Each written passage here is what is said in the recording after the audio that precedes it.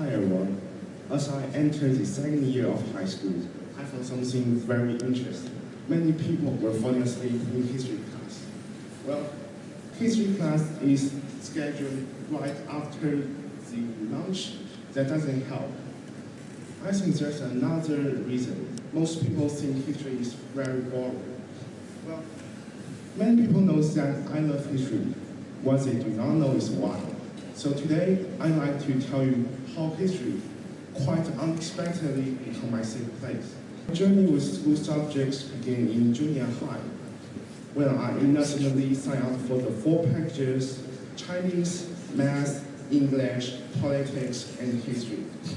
At first, I was that student, attentive, hardworking, always raising my hand. When I did not understand anything, I would ask, and teachers always answer my questions patiently, and then reality hit. As the workload increases and the physics enter my life like an uninvited guest, I started falling behind. And unfortunately, so did the patients around me. My questions, once welcome, become inconvenient.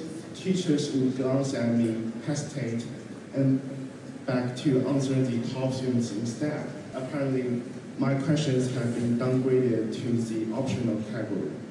I had never experienced such contrast before. I felt wrong, embarrassed, and invisible. I hated this situation, but I did not know how to change it. There's a saying that those who do not explode in silence would perish in silence. And obviously, I did not explode, and I vanished. Finally, I got pushed out of the good student circle completely, and that's when my history teacher noticed me. He did not lecture me, he did not motivate me with slogans. He did something much more powerful. He took me seriously. He answered all of my questions. He answered all of my questions with patience, humor, and with just enough serious to wake up.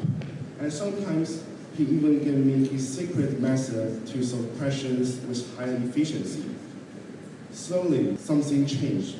With every practice, I was not just improving my scores, I was rebuilding my confidence. I kept asking, even when they were not perfect, even when not all of them were answered. And gradually, my grades come back. Not miraculous, but respectable. I'm grateful to the teacher and I'm grateful to the history because they gave me back something much more important than rankings, believe in myself. This bond has stayed with me ever since. Well, my first encounter with history was in elementary school through a history book filled with wars and emperors. To be honest, I'm not impressed by it at all. The real turning point was in 7th grade when we learned about the conflict between 2 states, Wu and Yue. At first, it felt just like a hero story. King Gojin is impressive, but no more impressive than thousands of other names in the textbooks. Then I visit the Hubei Museum and I see his sword. Standing there in front of the warm bronze blade, I was not looking at a legend anymore. I was looking at a human being. Suddenly, Gojin was not just a symbol of perseverance. He was ambitious, he was brilliant, but also ungrateful, ruthless, and deeply flawed. I could almost see him raise that sword, charging into battle, being captured and humiliated, entering years of suffering, then rise again. History stopped being polished, it became real.